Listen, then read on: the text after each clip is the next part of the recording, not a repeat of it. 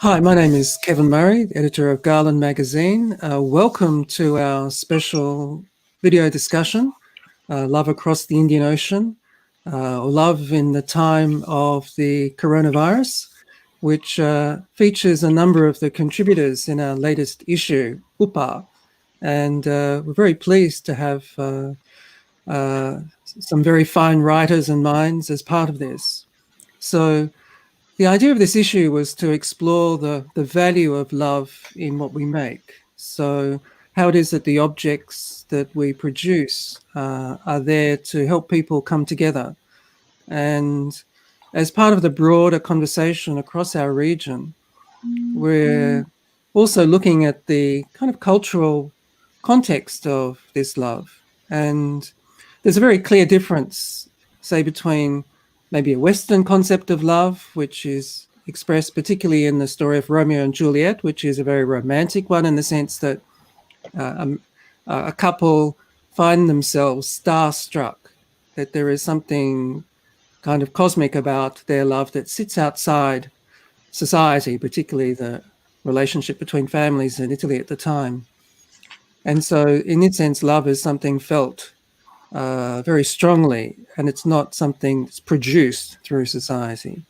And whereas for many people, the idea of an arranged marriage, the fact that people can come together without actually knowing each other, and that the love can be produced as a result of the wedding ceremony itself, but also the living together and the cultural practices of a marriage is quite different.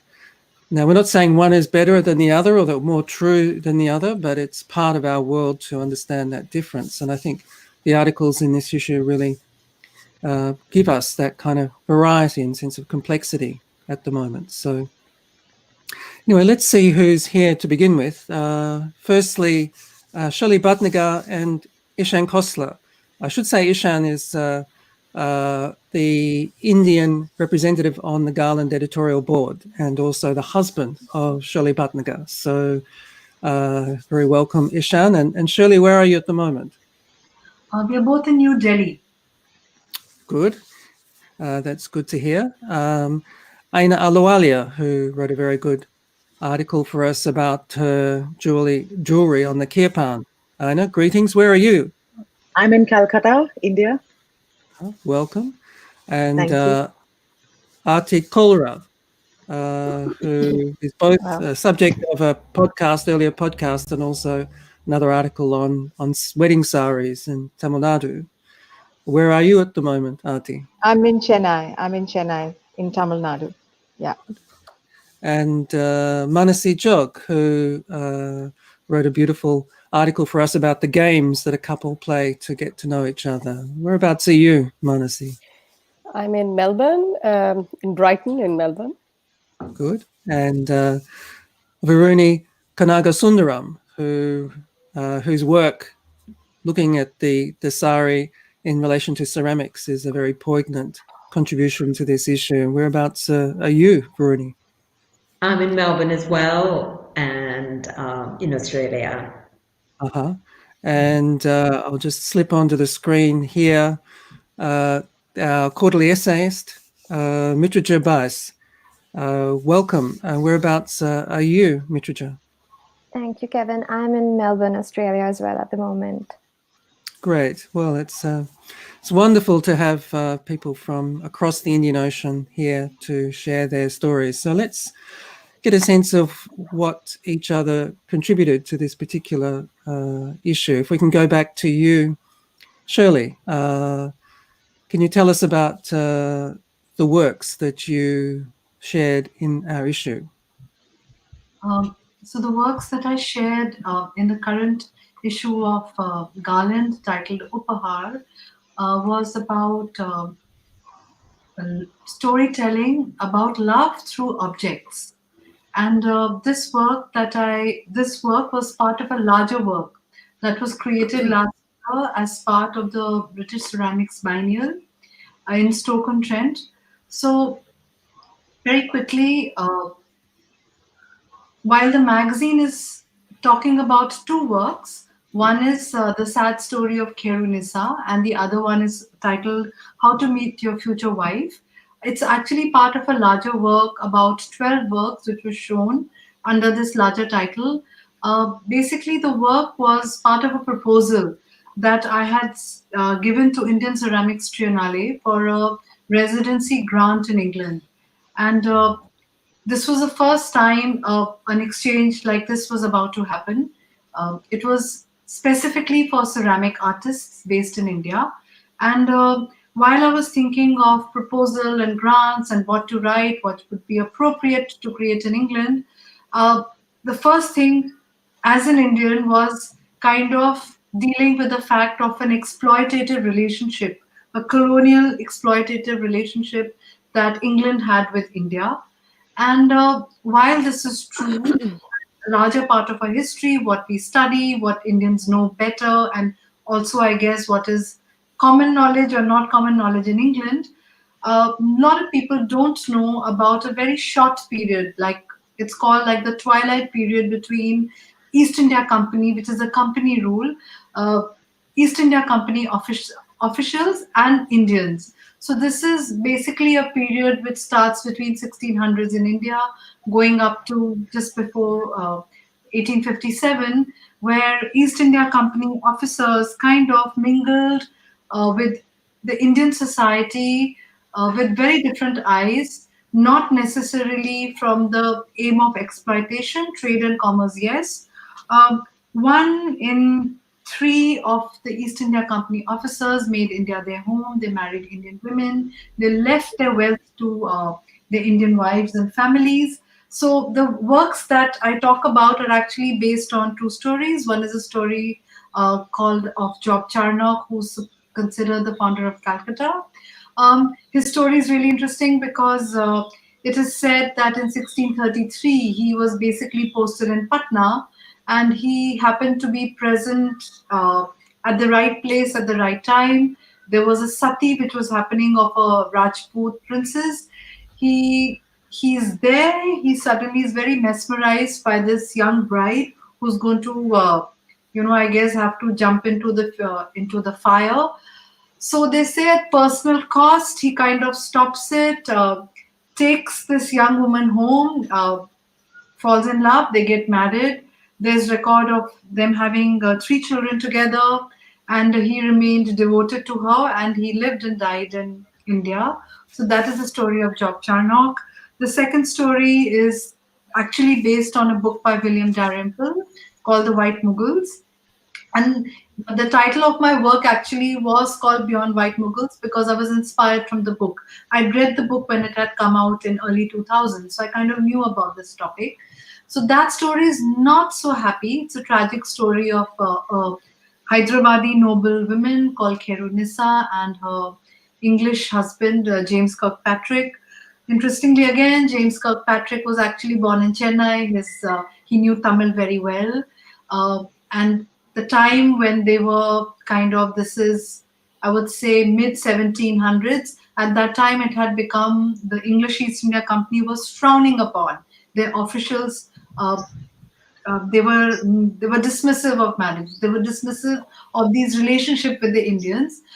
In spite of knowing this, he gets married to this young woman. He has children with her, and when it is found out, it is seen as a scandal. And he's at an important position in Hyderabad. He's stripped off that position, and around the same time he dies. So the sad story is basically also that earlier that year they had sent their children to study in England, and uh, so basically this young Khairunisa is left without her husband and children, and I kind of depicted them, both the story of Job Charnock and the story of Khairunisa are depicted as English flat packs. So that was my proposal for the ceramics, because flat packs were made in England around the same time as that time of change from company rule to the crown. And flat packs were little ceramic tabloids, I would say, which were very popular amongst the, like, I would say, it was like a popular thing to get, and they were depicting heroes. Middle class, right? Yeah, for the middle class in England, and they were kind of mantelpieces, like small pieces, which were put on mantelpieces, and they often had names of the people they were depicting, and they were Sure. based on real people at the same time. So I kind of took the very English flat pack. It's a very English artifact, and I kind of populated them with Indian stories. Well, I Or think it's a wonderful example of the interest that love stories have for us, particularly when they connect different cultures together. And I think as a ceramicist, you've shown how it can also be a way in which you deal with connections through ceramics as well as a parallel to that. And I think it's great to see the creative possibilities that these stories provide for us today. Thank you for that. I think it might be interesting to contrast this with the saris in Tamil Nadu, and if we can go to Aarti Kawlra in Chennai, we excerpted a chapter from your beautiful book about the sari weavers, the silk sari weavers in Tamil Nadu, and you wrote about the auspiciousness, the importance of auspiciousness in the wedding sari. Can you tell us a little about that? Yeah, thank you. Thank you, Kevin, for this opportunity to meet with this wonderful, interesting group that you've put together in this online discussion. When you first told me about this, I was a little bit, I thought, okay, I don't want to go back to my own work, which is sometimes I don't want to read what I've written in the past. But somehow you made me do that, to go back to read what I was saying. And basically, it's quite interesting to see how auspiciousness, which is in Tamil, the word for auspiciousness is rasi, which also derives from the idea of a constellation, an astrological constellation of coming together, or of harmony, harmonious elements, and in one word, to do with luck and well-being. And so just to rethink about how such an idea of well-being and harmony has been woven into a material object like the sari. It's interesting that amongst the a weaving community that I studied, the Padmasalyar, Telugu-speaking Padmasalyars in Tamil Nadu, how this idea is actually a part of the work ethic of their of what defines an authentic and auspicious sari. So not only is the sari worn on weddings, a particular kind of sari worn on weddings, because there are saris which are worn by widows, there are saris for unfortunate occasions and events as well. So in this piece, I explore what are the elements of that bring together something that is called an auspicious sari, or something that is worn at an auspicious occasion, or that denotes auspiciousness. So yeah, that's what I'm saying, and how the work ethic is to augment all the elements that come together to make something true, good, and beautiful. So not just your work, but also in balancing the opposing elements of life. For example, the contrasting colors of the Kanchipuram sari, or the zari, or the gold thread that is used, or the texture and quality of the silk that is used, or the contrasting borders, or the elaborate end piece. These are, there is a combination of opposing elements that come together to describe something which is auspicious. So it's a material aspects of auspiciousness that come through work and through exchange of and consumption to bring life's imbalance. For example, the idea of rasi is to bring to a harmonious balance. So the good and the bad, the vices and virtues, failures and success, sorrow and joy, how it all comes together through this idea of auspiciousness. Somehow to me, and to you as well, I think the idea of love comes in, because are we really looking at auspiciousness and love as a balancing of, especially now in the time of the times that we are experiencing, that we need to really come back and reimagine and go inside and see what is it that how we can balance our work and how we are today in life, how we see Yeah, I ourselves. think you beautifully render a very complex craft which involves those balances and shows how there is a material substrate to this understanding of auspiciousness, which is I certainly recommend people have a look at. I thought it might be quite good now if we can go to Eina Ahluwalia, Right. because you're looking not to necessarily the traditions as they are and as they have been perhaps in the modern era, but also some of the tensions there. And this article was a way of revisiting your wedding vows series, which was a very dramatic part of the Mumbai Fashion Week, and particularly the kirpan, which was this dagger that was worn and unveiled or unleashed at a very dramatic moment. Can you tell us a bit about what your thinking was at that time? Of course. I'll also reference one more thing, Kevin. I'll also bring in the fact that the other piece that I spoke about and how we started the conversation for this piece was also the Mangal Sutra. And then I'll go into the Kirpan. So for me, like Kevin said, I question a lot of the traditions that we follow. And but yet I represent them through traditional craft, that is jewelry, entirely handmade by master craftsmen in Bengal, which is one of the hubs for jewelry. And some of the best karigars, craftsmen across the world come from Bengal for jewelry. And one of the things I questioned about, one is our tradition, and therefore of something we make via our craft, is the Mangal Sutra.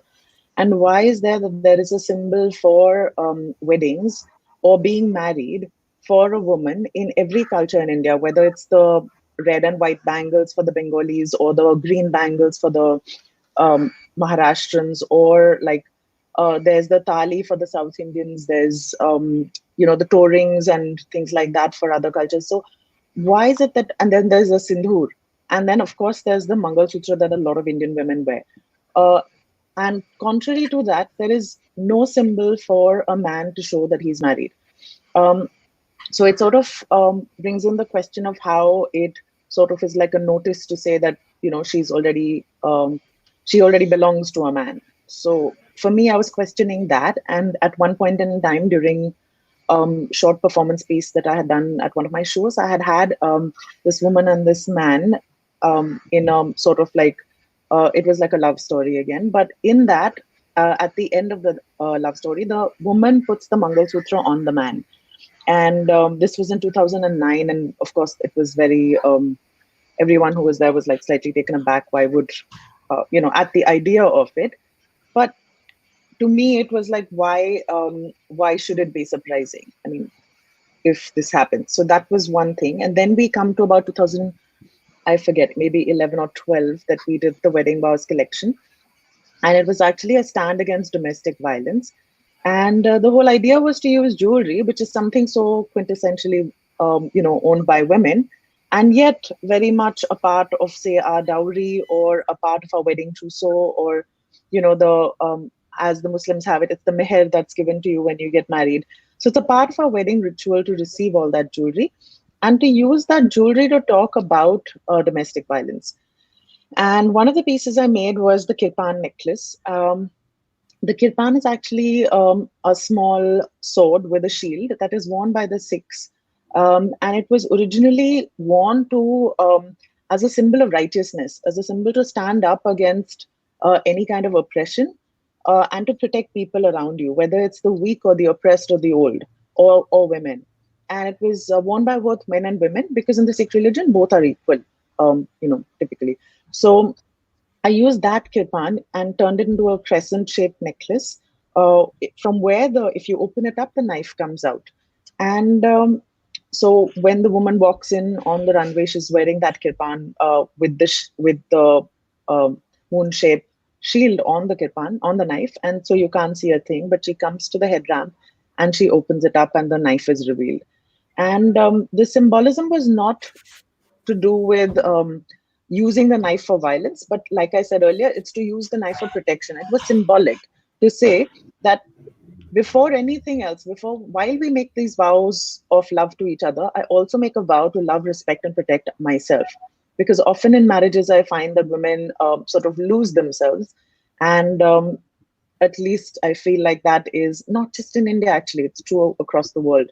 And sort of try to make the marriage work at all cost. And domestic violence is such an insidious thing that exists across the world. It's like cancer. It can happen to you. Doesn't matter which class, which caste, which religion you belong to. And I think it's it's something that follows through from our patriarchal, society. So to use the jewelry to talk about that was something that could quietly send a message to the woman who's wearing that jewelry, without like saying that, we're not saying that marriage is a bad thing. We're saying domestic violence is a bad thing. Thanks, Anna. And I think you introduce the very critical possibility that these techniques, the sort of traditions that Aarti Kawlra was telling us about, may not necessarily be fixed, and that if we see issues that are difficult, we want to change, perhaps we can use those tools. And we may talk about that a little later.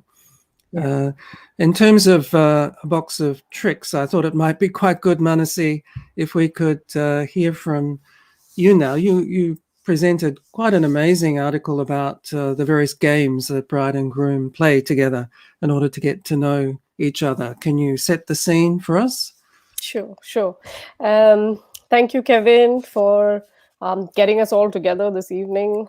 It's really great to meet all of you. And I hope to read the articles that I haven't read of the rest of you. I'm sorry. But quickly to just give you all a little recap of what I've written about.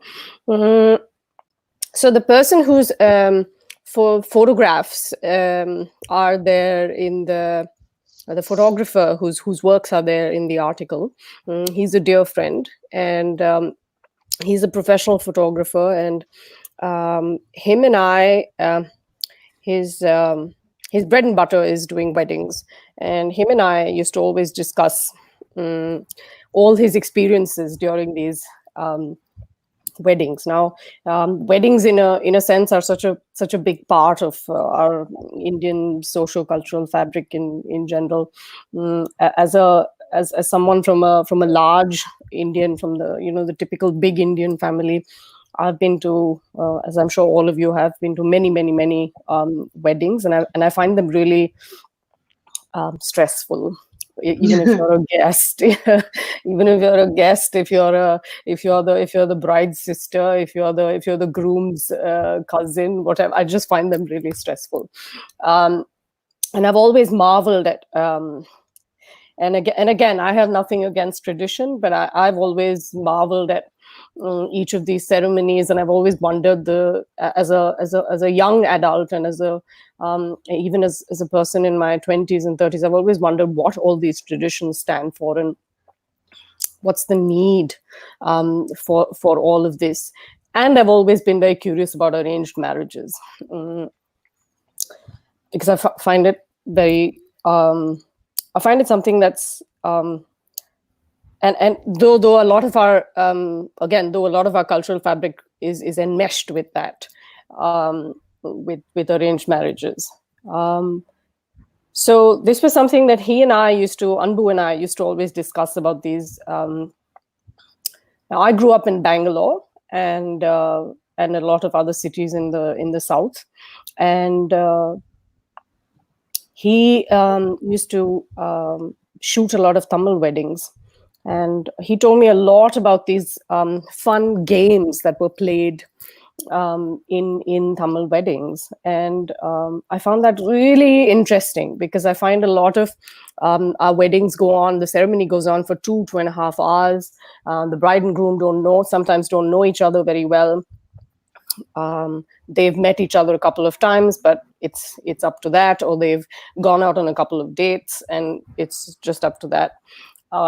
So what are the ways in which they actually then possibly get to unwind during the wedding, get to speak to each other, So I've just, based on my conversations with him, based on Tamil weddings that I've also been to, Tamil and Kannadiga weddings that I've been to in the South, I've just written my experiences about them. I've also spoken to grandmothers and friends' grandmothers, and asked them about how it was in terms of earlier days, how weddings were. And I was having a conversation with someone, and they told me that it was really interesting to again reflect on other cultures in India and compare how it was in earlier times when there were no weddings really, and it was just a promise made to each other, and the male had to come in and ask for the girl's hand and do a show of strength. And it's really interesting how when I travel to a little village outside of Kohima, and that still happens even today over there. And I was spending the day with this young man, and he was telling me how when he wanted to impress his his previous girlfriend, he went to the village and he had to pick up the largest stone and to prove that he was really strong, to show his physical prowess. And those were a couple of things that he did to impress her. And that's what one of the older people told me as well. Was what used to happen in Tamil Nadu as well. So I found that comparison really interesting, though I couldn't add that into the article. But pretty much that's the essence of what I've written. It's lighthearted. It's very interesting how you talk about the evolution of those games in Tamil Nadu from the promise, the very kind of basic, to the ritual.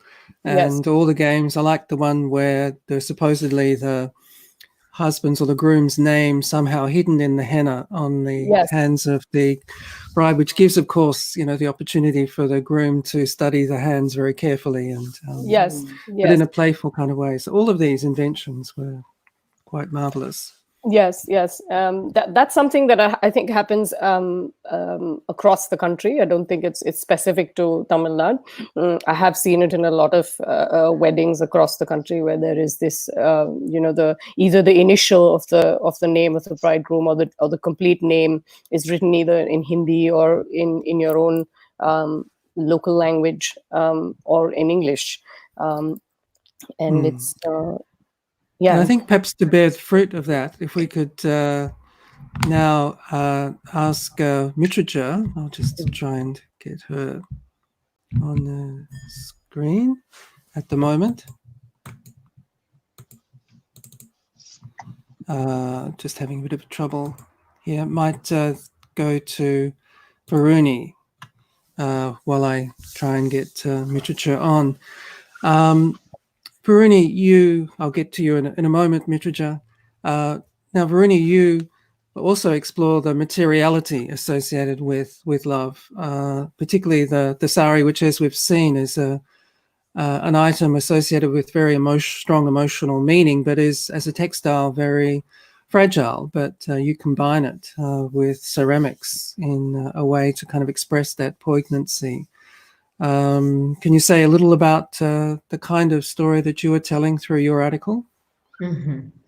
Thank you, Kevin. And hello, everyone. This is a lovely opportunity to chat across oceans. When Kevin put forward this, the thought of the article, but also work for the exhibition that accompanied it, I initially went to my research area, which was on kolam. So I'm interested in the cultural rituals of the Indian subcontinent, but particularly of the kolam. And of course, you have the kolam that's specifically made for weddings as well. But instead of that, I started really wanting to write about the sari and revisiting early work that really started my journey of interpreting textile, particularly sari, and to almost get to the weave of the sari in clay, and that commenced in my second year of undergraduate studies. And it was a research project. And just to perhaps put it in, just to say a few things about how it even started. So prior to that, I was doing other ceramic work.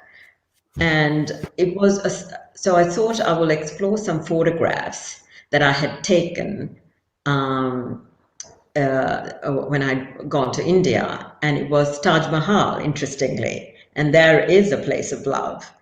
And I was sitting on the sort of almost periphery and just observing from a distance, just observing people and just capturing some photographs.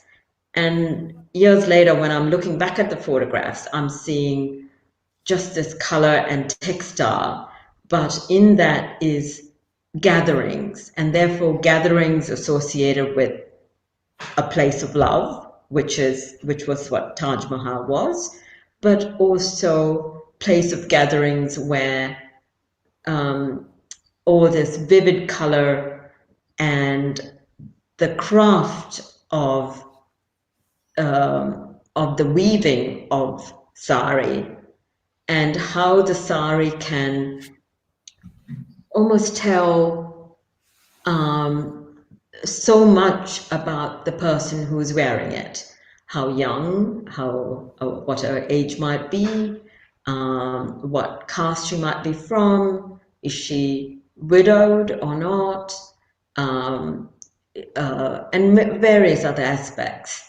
And that started sort of playing, thought it was a very good a way to tell the story of, through interpreting textile in that clay, and also by clay you are able to harness a memory as well.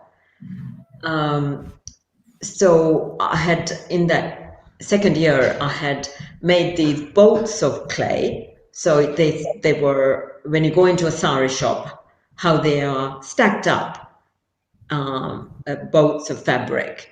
And when one wants to, even as a guest, to a wedding, you want to wear a new sari, apart from giving gifts as saris as well. So for me, it was that vision of going into sari shops in association with weddings. And you are in some way also wanting to associate that with the wedding itself, that specific occasion you're going to. And it is that sense of storytelling through these boats of fabric and what embodies the women that interested me. So with this work, I wanted to also abstract it slightly. I did do so even in that first lot of work, but this I've abstracted it more because I'm in that position of being in, also embracing other cultures. So I, even as a teenager or young adult, just like what Manasee described, I kind of struggled with the notion of wanting to wear a sari, and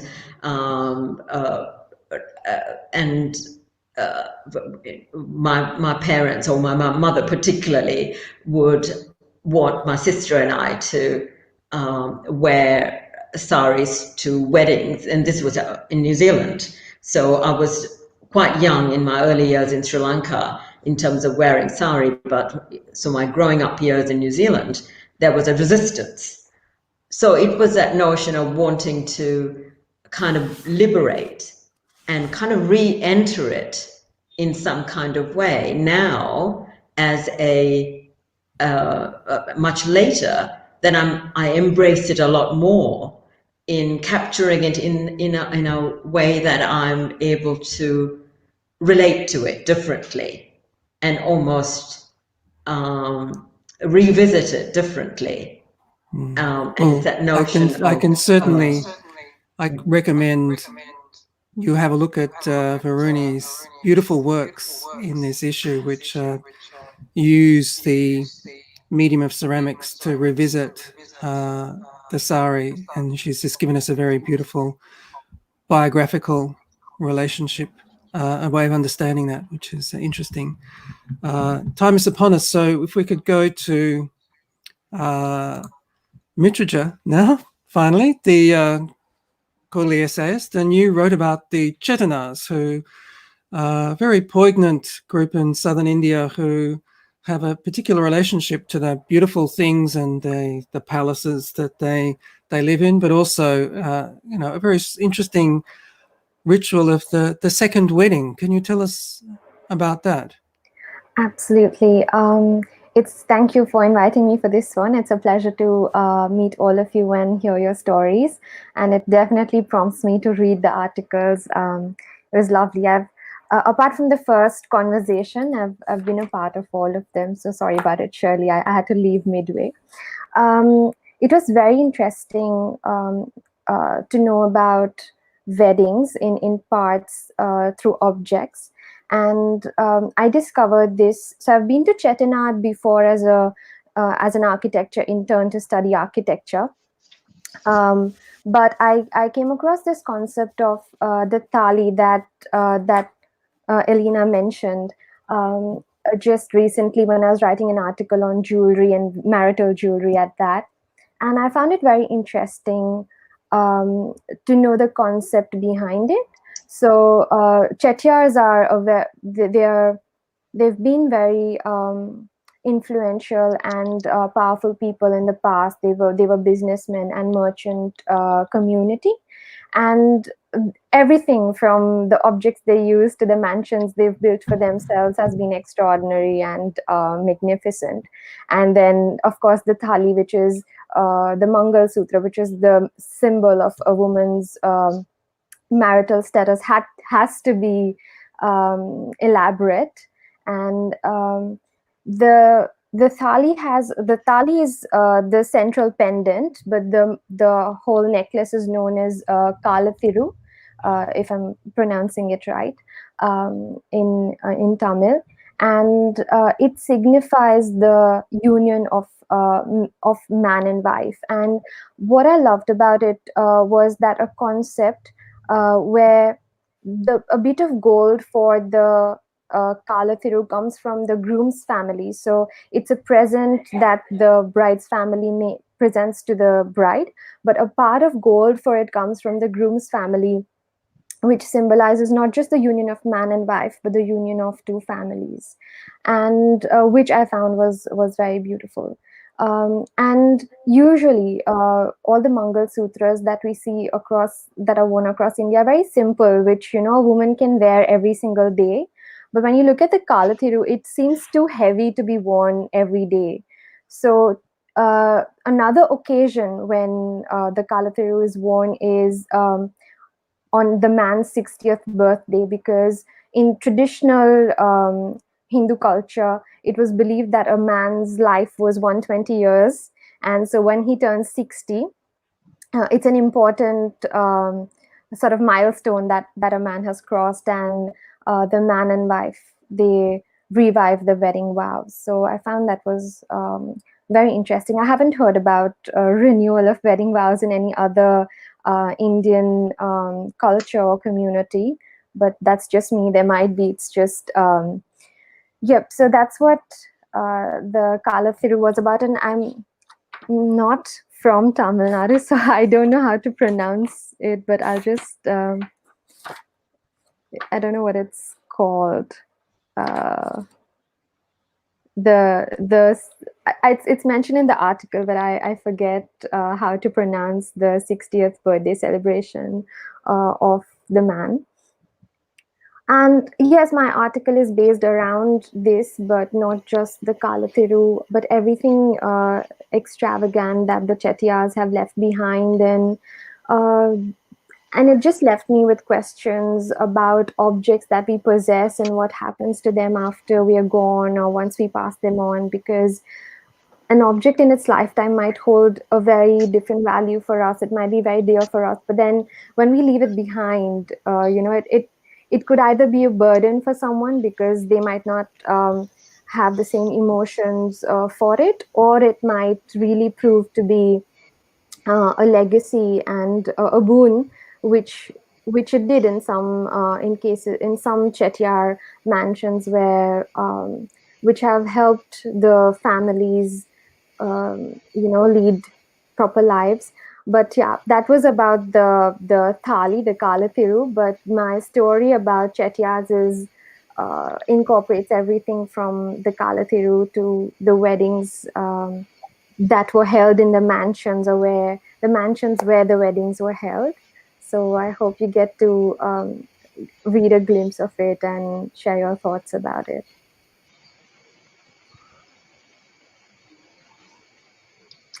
All right. So while we're talking about this, I also want to just summing up all the conversations I've heard. It was very interesting to hear all your viewpoints, and I'm afraid I have a slightly different point of view, because I've always admired all the traditions that have been associated with our culture.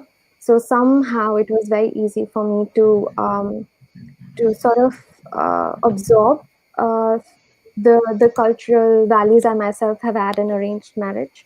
Um, but I agree that for example, dowry that Elena mentioned. In the past, we had this concept called Stridhan, especially where I come from. If you look a couple of centuries ago, and dowry was essentially Stridhan was only meant for the woman. It was like a security deposit that's given to the woman for her own well-being, because once she leaves her parents' house, it's not like today where you just come and go, or two families live like one. Once she leaves her parents' house, it was always the first house was the husband's. So that's a very different concept. And book that we've written, Sahaj, which is about vernacular furniture of Gujarat, which also mentions a lot of furniture items which were central to the dowry system um, centuries ago. But that probably is a topic for some other day. But it was lovely to hear all your views, and maybe we can have another discussion So on. you're saying that there's a rationale behind the dowry that you shouldn't be dismissed. No, I wouldn't say that. What I would like to say is that when you look at certain things in context, when you take them years behind, they probably made much more sense. Yeah. And in context, I feel that our ancestors were quite progressive, but it has definitely taken, a wrong turn in this century and in current times. And it definitely does not, it's just being used for people's own. Um, uh, yeah, it's completely changed form. So I won't say that it's right in today's time, but what I want to say is that the concept and the origin of these customs was completely different. It had a very ge- genuine purpose behind it. That's what I feel, and it's definitely not the same at present. So I definitely don't support it now, but it's just about looking at it in perspective. And Okay, if we could then bring it around and think about some of the questions that arise from that, and Eina will bring you in to discuss this. Many of what you've described is quite enchanting. It's it's about love, and it's something quite warm, and the rituals that are there to express that and symbolize that are very charming. And many people are drawn to Indian culture because it's so rich in that. And you mentioned that the Taj Mahal, Varuni, is one example of a love magnet for tourists to India. But you've also hinted at some of the tensions as well with these. Are they fixed? Do they have a conservative agenda in the sense of reinforcing a particular rigid relationship between people that maybe doesn't kind of fit the values that are part of contemporary India? Wondering if any of you have got something to say about that.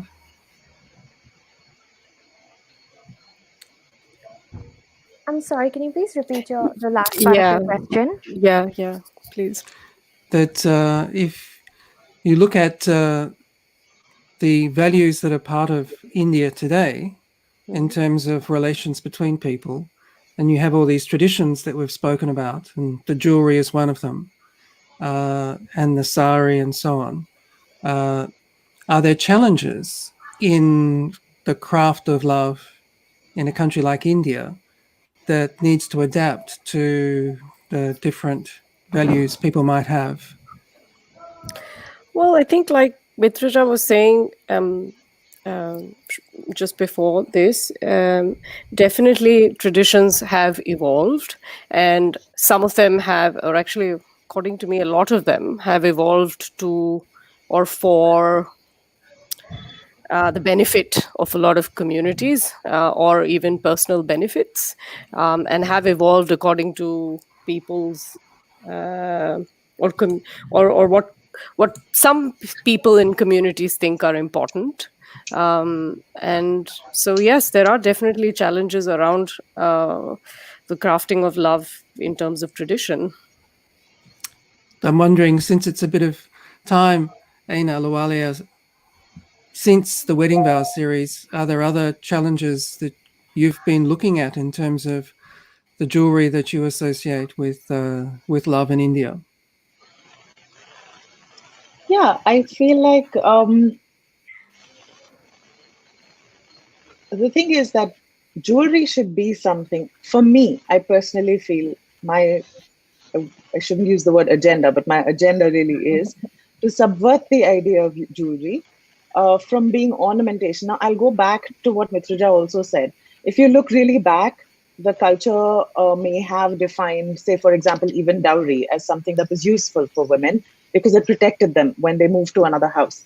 But if you look even further back, the whole idea is that the structure of our society is so patriarchal that the woman needed to be looked after when she went to this other house. That itself is a questionable thing for me. And also, if you look back at the history of jewelry, yes, people just wore jewelry because, it made them happy, and prehistoric, times were different and everything. But as soon as human beings started becoming settlers and they started settling in one place, then it became sensible for the men to go out to farm, and therefore they needed women to stay home and cook and clean and keep house. And it also became like the hierarchy of who owned more land, who owned less land, started happening. And that's how different levels of richness, like who's richer, who's not, started appearing. And then women needed to then, because they didn't work, because they were dependent on either the father or the husband to live good lives, women needed to look beautiful to sort of snag the best husband, right? To have a good future. So jewelry was one way to make yourself look more beautiful. And the idea started from there. I mean, it didn't start from there. Jewelry was there before that, but it sort of got subverted to this whole thing of ornamentation to look more beautiful, to get the best husband, to live a good life. And then also started being used by the husband to say that, okay, look, you have more jewelry than X person, therefore I love you more than another person. I mean, I love you more than that one's husband loves her. And then it also became a status symbol where the jewelry is worn by the woman. And my wife is wearing more jewelry, so we're richer and, fancier than you. Then it also became that women are wearing that jewelry. Like I've seen anklets that are like 8 kgs each foot. And that way they can't just, like, the women wear that jewelry and they think, oh my God, my husband loves me so much. He's given me so much, metal or gold or silver. But actually, it's just a way to bind her to the house. She can't escape. There was also anklets that were worn by women when they used to, Aarti has a point, I think, anklets that were worn by women, which were also, the idea was that I think there was a time where women, must be one particular culture, I'm sure it can't be all of India, where women used to sleep with the mother-in-law, like next to the mother-in-law. And when the time was right for her to conceive a baby, she was supposed to go to the husband, and that was fine. When she was wearing because she wore an anklet at all points in time, the mother-in-law always knew where she was and when she was going to the husband's room. And when it was during the right time of the month, it was okay, and otherwise maybe not. So jewelry always, it became a way to control women. It became a way to sort of, and we adopted it thinking like, oh my God, I love jewelry because it's something we wear. And the more I have it, the better I feel. But what my idea is to strip jewelry of all this baggage and to make it purely something we wear because we want to. We express ourselves through it, we own it and wear it because it empowers us, it reminds us of what we want to be reminded of. It it's ours. It's not a baggage we've sort of inherited. Thanks, Aina, for a very clear challenge. Aarti, did you have something Thank you. to add to that? Yeah, I just want to place on the table of our discussion some counter models to the patriarchal model that we're all talking about of love, marriage, and kinship. And I think it's worth looking at because I understand, Aina, that that there's a resistance to this dominant model of love and marriage, and quite often it's also there in Bollywood, which gets reproduced, which is a kind of dominant Punjabi model that we are all subscribing to of weddings and romance and love as well. And I think it'd be interesting to see that we have counter models like the model of marriage to a deity in a temple, or devotion and love of a god, or the fact that matriarchal, matrilocal households where the husband comes to you rather than you go to the husband's family in Kerala. So there are many such examples that we need to keep in mind, or also of self-respect marriages, which are intercaste marriages that were supported by in Tamil Nadu in the early part of the 20th century by Periyar, which were self-respect marriages, which went past these dominant patriarchal and caste based models of marriage, where you had the thali, you got a sari, but it was a communal wedding.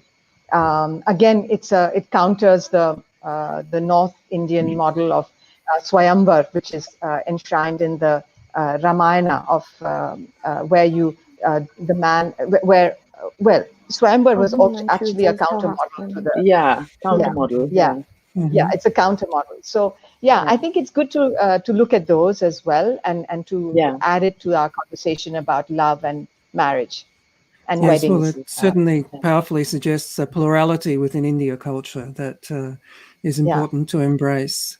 We're running out of time, and but I thought it would be important to hear from Ishan, because Ishan and Shirley were married in recent years and have been through the process, and it would be interesting to hear from a male in this context. Ishan, if you could reflect a little on, what, and perhaps Shirley, you can chime in, what you thought about the wedding process, whether you thought there were tensions there in terms of the traditions that you embraced and how you adapted them. I don't think we are very traditional as a family, so correct me if I'm wrong. So, okay, interestingly, I felt that our wedding was not so stressful because both Ishan's mother and my mother are similar in the sense they both worked their entire lives. Ishan's mom was in advertising, my mother was a librarian. They were both independent. My mother brought us up as a single mother. Ishan's mother is also a writer, an author. So somehow I felt when I met Ishan, I got along with his mom, which is a big thing in the Indian perspective. Yeah. And that, I would say, went a long way for both of us. So it's ironic we talk about, patriarchy, but actually also in both our families, it's the women who are more dominant. Like in his family, it's his mom, and in my family, in general in India, there's a lot of tension between, maybe abroad too, between the wife and the mother-in-law. They can be, which is more a woman thing rather than a patriarchy thing in that sense, if you know what I mean. because I know that my mom had a terrible time with her mom-in-law, who gave her a lot of grief, more than her, the dad-in-law. So I that mean, can happen. can So happen in too. our cases, it worked because of, while he's Punjabi and I'm not, I mean, we come from different castes, we come from different parts of India. But I think the fact that we are, I don't know, because both are families from Delhi and dominant women rather than conservative setup. So I think Well, I think that this goes back to Manasee's point about the complexities of a wedding and how it's not just the bride and groom, but it's the parents. And I certainly recommend Vermanda Kupan's story of the Mauritius wedding, where so much of it is about the brothers and the cousins and so on, the rituals, the toe rings and so on that connect them together. It's a melding of a very complex family involved in this. So we can see this is a very rich subject, and I think you've all opened it up very much, and I want to thank you a lot about that. I think it's particularly important now because so many people, particularly in new relationships, must be pining for their loved one being in isolation now. So, we have a lot of very poignant experiences, of course, as well as the couples who can enjoy sort of a second honeymoon now, cut off from the rest of the world. But hopefully this is, along with the fears and the anxiety associated with our lockdown, that it can also be a time of love and feeling for each other. And thank you so much for sharing the stories that enchant that. So I want to thank Shirley and Ishan, Aarti Kawlra, and Manasee. Thank you. Eina Ahluwalia, Mitrija, Thank you. Varuni, Kanagasundaram, and good luck and stay safe, please. Thank you. Thank you. Thank It you was so much, lovely to Kevin. meet you all. Stay Nice to safe. meet